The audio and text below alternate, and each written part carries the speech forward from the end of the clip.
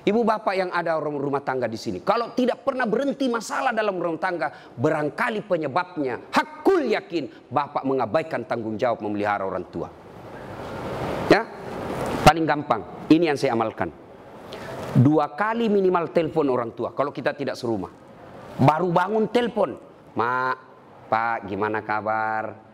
Alhamdulillah, terima kasih sudah menikahkan saya." Hari pertama. Hari-hari berikutnya, "Pak, gimana kabar? Apa sarapan pagi ini?" Doakan. "Pak, minta doakan saya. Bu, minta doakan saya." Mau tidur, telepon lagi. "Mak, gimana kabar? Ma, jangan lupa maafkan orang-orang yang salah hari ini, Mak, karena itu resep kebahagiaan dalam hidup."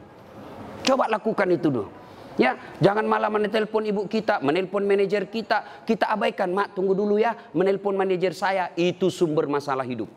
Terbalik mestinya, "Pak manajer, mohon maaf, di jalur lain ibu saya menelpon, 10 menit kemudian saya telepon balik Bapak." Itu yang baik. Jangan malah, "Mohon maaf Pak, ada Bapak manajer saya telepon, saya tutup dulu Pak ya." Melukai perasaan orang tua. Ya,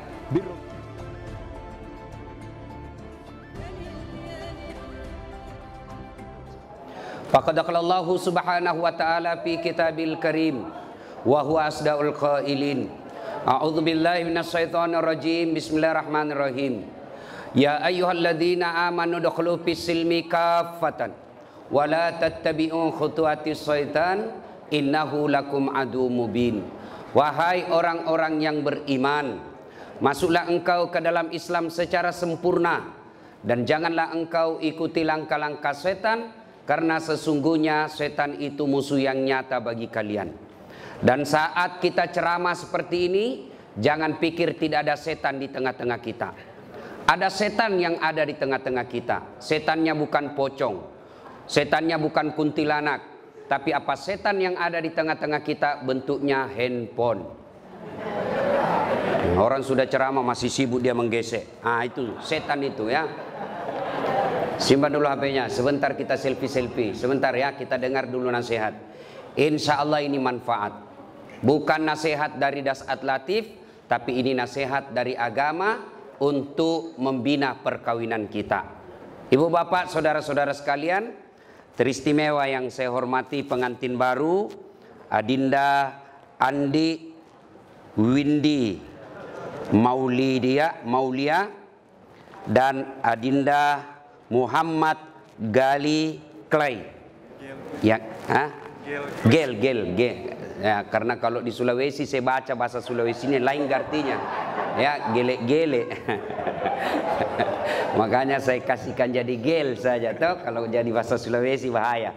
Ya, yang insya Allah dimuliakan dan dirahmati oleh Allah Subhanahu wa taala, teristimewa yang punya acara pada Bapak Kombes Pol Andi Rian Jayadi beserta istri, yang insya Allah dimuliakan dan dirahmati oleh Allah Subhanahu wa taala. Ananda pengantin, pertama kita harus tahu dulu apa hukumnya nikah. Ya, ada nikah yang haram, ada nikah yang wajib. Yang haram itu yang bagaimana? Yang tidak mampu, baik secara materi maupun secara psikis. Homo, ya, gay, penyuka sesama laki-laki, tidak senang sama perempuan. Kalau dia menikah sama perempuan malah hancur, ini perempuan tidak pernah rasakan kebutuhan psikis, maka dia haram untuk menikah. Atau lesbi, penyuka sesama laki-laki perempuan, dan ini semakin banyak dan mereka eksis. Ya, ini haram. Ya. Kemudian yang wajib. Nah, siapa yang wajib sudah mampu, mampu secara materi, kemudian mampu secara fisik, lalu dia juga nyerempet persinahan. Ini wajib. Siapa mereka? Sudah punya kerja, sudah punya penghasilan, sudah mapan, selalu bawa ceweknya ke sana kemari. Itu dosa kalau dia menikah. Maka dengar ini, yang jomblo-jomblo fisabilillah, kalian juga yang sudah pacaran, dengar ini baik-baik, nikah cepat. Dengar ini cewek-cewek, dipacari 3 tahun tidak dinikah-nikahin, rugi kamu. Motor aja 1 tahun dicicil sudah lunas, masa kamu dipacari 3 tahun tidak dinikah-nikahi? Maka saya hormat sama laki-laki ini, masih muda, berani untuk menikah. Tidak semua laki-laki berani untuk menikah. Termasuk kalian yang bawa pacar tapi sampai sekarang tidak menikahi pacarnya. Siapa suruh kau undang saya? Ya, ini hebat ini. Benar dek. Betul, kau berani, masih muda. Mertuamu polisi pula. Istrimu orang Bugis pula. Oh, luar biasa, Pak. Saya perlu kasih tahu apa artinya itu tenrisau. Itu bahasa Bugis, kalau bahasa Indonesianya tenrisau itu tak terkalahkan. Maka siap-siaplah kau menaklukkan orang yang tidak terkalahkan. Ya? Itu bahasa Bugis. Orang Bugis kasih nama itu ada filosofinya. Tenrisau, tenriteta. Kalau tenriteta itu tidak bisa dilewatin. Nah, ini tenrisau ini artinya tak terkalahkan. Ya, itu yang pertama, lurus itu hukum menikah. Yang kedua yang perlu kita paham untuk nasihat kita, luruskan niat. Nikah itu jangan macam-macam niatnya. Niat apa? Melaksanakan syariat Islam. Niat apa? Mengikuti sunnah Nabi. Karena Nabi katakan siapa yang sudah mampu lalu dia tidak mau menikah, falaisa minni, bukan bagian dari umatku. Dengar ini baik-baik. Ya, maka luruskan niat. Menikah itu kata Nabi, nikahi seseorang karena 4 hal. Ya, ini bagi adik-adik yang belum mau menikah lagi pusing cari jodoh. Kata Nabi, nikahi seseorang karena 1, kalau kau laki-laki. Nikahilah dia karena kecantikannya. Perlu cantik. Kenapa? Dia 24 jam di depanmu. Kau pulang kerja, ya ada lagi dia. Kau mau tidur, dia lagi di depanmu. Kau mau makan, ya ada lagi dia. Kalau dia jelek, cepat bosan. Akhirnya ganti casing. Tapi cantik ini penting, tapi tidak boleh prioritas. Kenapa? Cantik ada batasnya. Apalagi zaman sekarang. Cantik betul di medsos, ternyata kamera 360. Cantik itu penting, tapi tidak boleh prioritas. Kenapa? Sweet sepenting, 20 tahun cantik, tapi 70 tahun tidak cantik lagi. Maka kalau motif utamamu cantik, maka akan pudar cintamu. Alhamdulillah istrimu cantik, bos. Alhamdulillah. Ya, 2. Kata Nabi, nikahilah dia karena kekayaannya. Islam tidak dilarang mencari orang kaya, tapi yang dilarang materialistik. Apa itu materialistik? Menghalalkan segala cara untuk mendapatkannya. Beda agama, karena banyak uangnya dia pilih. Itu namanya materialistik. Tapi cari orang kaya tidak dilarang. Tapi jangan sampai kau tidak menikah karena kau takut miskin. Tidak ada orang setelah menikah semakin miskin. Kenapa? Logika Qur'annya, satu manusia ada rezekinya. Satu manusia ada rezekinya. 1 tambah 1 pasti 2. Maka nikahlah, jangan kau pernah menolak pernikahan karena kau tidak merasa tidak mampu. Saya miskin, maka kau akan miskin selama-lamanya. Karena Allah jelaskan, ana inda sanni abdi bi. Saya tergantung sangkanya hambaku. Kalau saya sangka, kalau dia sangka telah makin kaya setelah menikah, saya kasih kaya kau. Maka hakul yakin, cari yang kaya. Tapi adek, jadilah laki-laki yang terhormat. Jangan kau gantungkan hidupmu sama mertuamu. Jangan kau pikir hartanya mertuamu. Jangan, kau akan menjadi laki-laki hina. Berdiri tegak dengan kepala terhormat karena kau hidup di telapak kakimu sendiri. Itu laki-laki. Yang ketiga, kata Nabi, nikahilah seseorang karena keturunannya. Boleh cari keturunan baik-baik, tapi tidak boleh prioritas. Kenapa? Ada orang bapaknya Nabi, anaknya pengkhianat. Siapa? Nabi Nuh. Ada orang bapaknya pengkhianat, anaknya dari Nabi Ibrahim alaihissalam. Maka penting cari keturunan baik-baik, tapi tidak boleh jadi prioritas. Yang keempat, kata Nabi, nikahilah dia karena agamanya. Ini yang prioritas. Ya, kata mahasiswa saya, Ustadz, kenapa agama nomor 4? Mestinya dia nomor 1. Saya bilang jangan salah paham dek. Hadis itu agama nomor 4, tapi dia tidak titik di situ, dia koma. Lalu ada stressingnya. Utamakan agamanya, karena dengan agama kau akan mendapat 4-4-nya. Ada orang cantik, akhlaknya kesurupan. Ada kaya, tapi otaknya beleng-beleng. Ada lagi cerdas, tapi mukanya hancur. Tapi untuk mendapat perempuan yang konflik, komplit. Paripurna, dia cantik, dia anak keturunan baik-baik, kaya, bagus agamanya, 10-100 cewek, belum tentu ada satu. Kalau ada, tunjukkan saya juga masih mau. Ya kan? Maka utamakan agama. Karena agama, mukanya yang tidak cantik akan baik dengan akhlaknya yang mulia. Kekayaannya terbatas, tapi kaya akhlaknya, maka orang dia puji. Orang memujinya. Maka utamakan agamanya, tapi karena dengan agama kau akan mendapat semua-semuanya. Luruskan niat. Yang ketiga yang ingin saya sampaikan. Setelah ijab kabul ini, Dek, percayalah tidak ada keluarga yang tidak ada masalahnya. Ini semua ini. Muka-muka penuh masalah rumah tangga ini semua. Ya kan? Iya, percaya. Tidak mungkin ada rumah tangga yang tidak ada masalahnya. Rumah ustadz banyak juga masalahnya. Apa masalahnya? Mau kawin lagi takut sama istrinya. Semua orang punya masalah. Jangankan ustadz, Nabi aja ada masalahnya. Nabi, manusia pilihan, tidak ada dosanya. Doanya pasti diijabah Allah. Apa tidak ada masalahnya? Pernah beliau 3 hari 3 malam tidak makan sampai cucu beliau Hasan Husain pucat. Dibuli, bukan lagi dibuli, diusir dari tanah kelahirannya Mekah. Siapa yang mengusirnya? Pamannya sendiri. Tuh Nabi. Bahkan pernah dalam kesetiaan rumah tangga, beliau pernah difitnah, Aisyah selingkuh. Itu rumah tangga Nabi, apalagi rumah tangga milenial. Pasti banyak masalah. Saya kasih kau contoh. Sebelum kau nikahi ini adik, apa masalahmu? Diterima ndak ya? Diterima ndak ya? Diterima ndak? Sudah, diterima. Selesai masalahmu. Oh, ada lagi masalah. Ada corona. Mau menikah ada corona. Ya, selesai menikah seperti ini, apa selesai masalah? Muncul masalah baru, mau punya rumah. Sudah punya rumah, selesai masalah, mau punya anak. Tidak ada orang tidak ada masalah. Saya kasih lagi contoh. Istri cantik, kau kira bukan masalah? Istri cantik digoda orang. Apalagi kalau suaminya jelek. Lebih masalah lagi tuh, bos. Untung ini pasangan sama gagah dan cantik, klop. Berarti bagus kalau jelek istri, Ustaz. Istri jelek dihina orang. Kita lagi yang malu jalan sama dia. Pergi pesta pengantin duluan aja, Dek, nanti saya menyusul.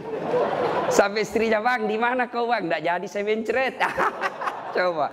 Istri cantik masalah, istri jelek masalah. Tidak ada orang tidak ada masalahnya.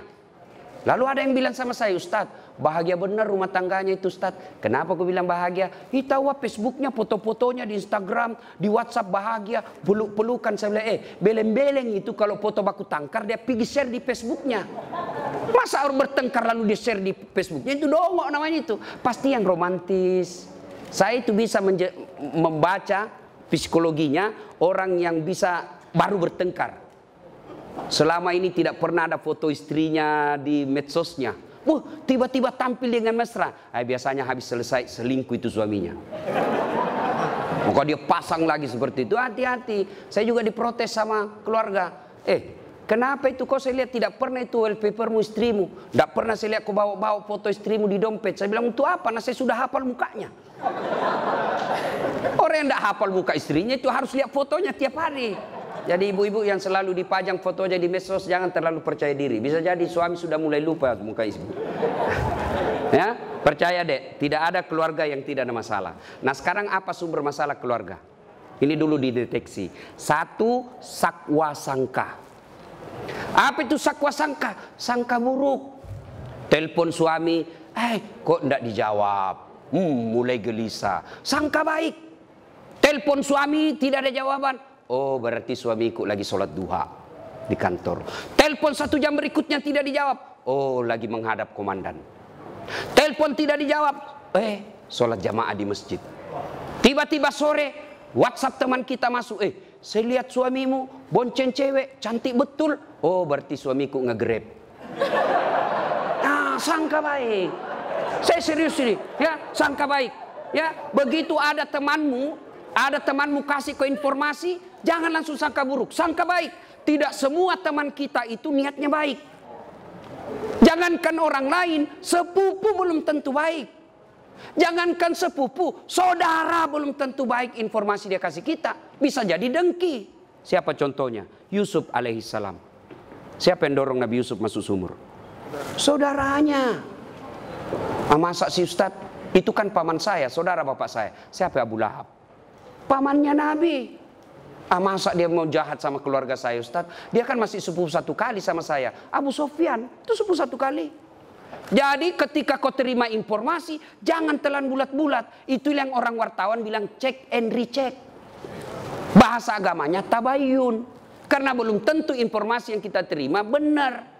Betul dia bonceng cewek, ternyata yang dibonceng itu adalah orang yang mogok motornya dan dia perlu pertolongan baik-baik.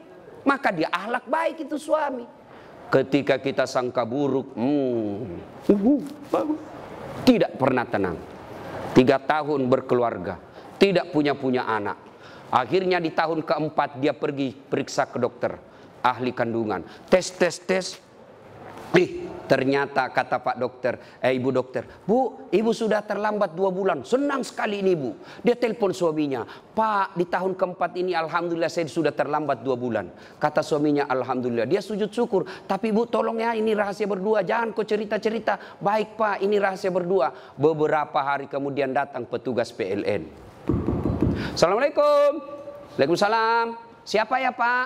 PLN. Kenapa Pak? Ibu terlambat 2 bulan. Kenapa bisa dia tahu ini? Pasti suamiku lagi yang cerita. Mulai buruk sangka. Datang suaminya cari nafkah. Capek, kepanasan, kena macet. Setengah mati pakai masker. Sana terancam corona di luar. Lalu baru datang. Assalamualaikum. Apa assalamualaikum? Assalamualaikum. Pembohong memang kamu. Apalagi pembohong. Kenapa itu PLN dia tahu saya terlambat 2 bulan? Pasti kau yang cerita. Bukan demi Allah. Siapa PLN tahu? Saya tidak tahu. Kenapa PLN tahu saya terlambat 2 bulan? Dia datanglah ke PLN ini. Suaminya juga marah-marah. Ada apa kau tahu istriku terlambat 2 bulan? Ini Pak, ada catatannya. Untuk apa kau catat-catat? Hapus itu. Boleh dihapus Pak, tapi Bapak bayar dulu. Kalau saya tidak mau bayar, ya terpaksa punyanya Bapak diputus. Kalau punya aku diputus, apa dia pakai istri saya di rumah? Ya terpaksa pakai lilin. Ini akibat sangka buruk. Ya, maka sangka baik. Semakin berkeliaran sangka buruk dalam rumah tangga dan hatimu, hakul yakin kau tidak akan pernah abadi berumah tangga. Ya? 2, penyebab masalah dalam rumah tangga, bohong. Berapa banyak rumah tangga berantakan gara-gara bohong. Bohong sekali, akhirnya apa? Menutupi kebenaran 99. Maka jangan pernah bohong. Lebih baik jujur. Saya kalau ditanya sama istriku, kenapa kau bohong? Saya sayang kau jadi saya bohong. Saya tidak mau lukai perasaan. Tapi akhirnya Allah takdirkan kau tahu apa boleh buat. Maafkan saya sayangku. Kau tetap menjadi ratu dalam istana hatiku. Oh senang sudah itu. Ya, perempuan itu dipuji, disanjung. Jangan selalu dibohongi. Ya? Nah itu kalau kau mau punya rumah tangga bahagia, jujurlah. Dan berawal dari jujur itu sampaikan saja. Dan kita juga putri cewek jangan paranoid. Telepon, di mana kau? Saya di kantor. Di mana kau? Di kantor. Coba video call. Itu yang membuat kita kadang-kala cepat mati. Ya. Satu. Ya. Yang keempat. Ya. Sekarang semua rumah tangga ada masalah. Lalu kalau ada masalah Ustadz, apa solusinya? Ista'inu bisabri wassalah. Sabar, perbaiki solatmu, saya yang selesaikan masalahmu. Itu janji Allah. Jadi ini dia berdua, ya rumah tangga ini, rumah tangga milenial seperti kalian ini pasti berat. Resepnya 2 deh. Tingkatkan kesabaran, sempurnakan solatmu. Allah yang selesaikan. Apakah orang yang solat tidak ada masalahnya? Ada masalahnya. Cuma Allah yang bantu selesaikan. Rasulullah ada masalahnya. Tapi begitu ada masalah, beliau solat. Kita manusia akhir zaman ada masalah, update status. Berdoanya di Facebook. Berdoanya di Twitter. Teganian kau. Ya Allah lindungi rumah tanggaku. Sibuknya Tuhan mau baca statusmu bos. Berdoanya di mana? Di atas sajadah. Selesai sholat. Ibu-ibu kadang curhat sama saya biarkan saja dia menangis-nangis. Nah, kalau ibu-ibu curhat itu jangan dibantah. Dengar aja. Selesai itu saya bilang, Bu, sampaikan keluhan ibu bukan kepada saya, tapi kepada Allah dalam sholat tahajud atau sholat hajat. Minta kepada Allah. Ya Allah, Zat yang membolak-balikkan hati suami saya. Engkau yang maha memelihara. Pelihara suami saya dalam cari nafkah. Perempuan semakin liar. Tapi jika engkau memelihara suamiku, tidak ada perempuan yang mampu mengalahkannya. Masya Allah. Ya, kau curhat saja. Kau dapat masalah rumah tangga, tak kusangka ternyata seperti ini. Jangan putus asa. Jangan putus asa. Maka ambil sajadah, kau mengadu kepada Allah, bukan mengadu di medsos. Ya? Nah, tingkatkan kesabaran. Nah, ini Bapak Ibu saudara-saudara sekalian. Nah, banyak yang bisa dilakukan di ceramah tapi waktu terbatas. Nah, sekarang yang kelima, resep gampang bahagia. Nah, resep gampang bahagia, birrul walidain, berbuat baik sama orang tua. Coba ini dek, tamu-tamu kita, ada kehormatan kita Brigjen, bintang 1 polisi. Siapa yang beliau lihat? Bukan karena 2 pengantin, tapi bapak. Saya datang ke sini, seumur-umur jadi wabah corona ini, baru kali ini saya ceramah di depan umum. Saya datang pertaruhkan, saya tinggalkan Makassar, melawan ini kekhawatiran saya tentang corona, karena saya menghargai bapak, mertua. Nah, ini acara mewah seperti ini. Kenapa? Karena orang tua. Jadi kalau kau mau bahagia, muliakan orang tua. Jangan cari muka sama direkturmu. Jangan cari muka sama bupati. Bukan dia yang besarkan dan nikahkan kamu. Maka kalau rumus mau bahagia, muliakan orang tua. Ibu bapak yang ada rumah tangga di sini, kalau tidak pernah berhenti masalah dalam rumah tangga, barangkali penyebabnya, hakul yakin, bapak mengabaikan tanggung jawab memelihara orang tua. Ya? Paling gampang, ini yang saya amalkan. 2 kali minimal telepon orang tua kalau kita tidak serumah. Baru bangun telepon, Mak, Pak, gimana kabar? Alhamdulillah, terima kasih sudah menikahkan saya. Hari pertama. Hari-hari berikutnya, Pak, gimana kabar? Apa sarapan pagi ini? Doakan, Pak, minta doakan saya. Bu, minta doakan saya. Mau tidur, telepon lagi. Mak, gimana kabar? Jangan lupa maafkan orang-orang yang salah hari ini, Mak. Karena itu resep kebahagiaan dalam hidup. Coba lakukan itu dulu. Ya, jangan malah menelpon ibu kita, menelpon manajer kita abaikan. Mak, tunggu dulu ya, menelpon manajer saya, itu sumber masalah hidup.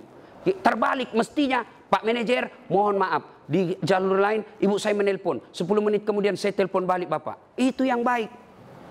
Jangan malah, mohon maaf Pak, ada Bapak manajer saya telepon, saya tutup dulu Pak ya, melukai perasaan orang tua. Ya, birrul walidain. Tidak ada rumah tangga yang sengsara kalau dia memuliakan orang tuanya. Itu aja rumus. Soal rezeki dek, jangan kau cemas. Allah sudah jamin rezekimu. Jangankan kamu yang sarjana, cerdas, cicak. Tahu cicak? Apa dia makan itu cicak dek? Nyamuk. Tidak masuk akal toh? Cicak di dinding, nyamuk terbang. Gimana mau ketemu? Satu di dinding, satu terbang. Tidak ada terminalnya. Gimana mau ketemu? Tapi Allah yang jamin rezekinya. Apa kata lagu kita waktu kecil? Cicak-cicak di dinding, diam-diam merayap, datang seekor nyamuk. Nyamuk yang datang. Tidak dikatakan lagu cicak lompat ke nyamuk, patah tulang dia. Maka tidak usah cemas soal rezeki. Ya, berbuat baik saja kau kepada kedua orang tuamu, gunakan ilmumu, Allah buka pintu rezekimu. Hakul yakin, ya. Nah, ini nasihat buat pengantin. Sekarang nasihat buat kita ini yang datang. 1, biasanya kalau ada cara begini banyak yang tidak sholat. Ini untuk orang Islam. Gara-gara apa? Make up, kuning, coklat, biru, krem, abu-abu. Tidak sholat. Ya, Ustadz bagaimana? Dilarang make up. Ibu-ibu kalau make up untuk bangga suami di depan samping itu ibadah. Kalau ibu make up supaya suami bangga, itu ibadah. Tapi jangan sampai make up membuat ibu tidak sholat. Bagaimana caranya Ustaz? Ibu wudhu dulu. Sudah wudhu make up. Setelah itu tahan kentut. Karena biar sudah wudhu sedikit aja Ustaz, tidak habis, tetap batal. Ya.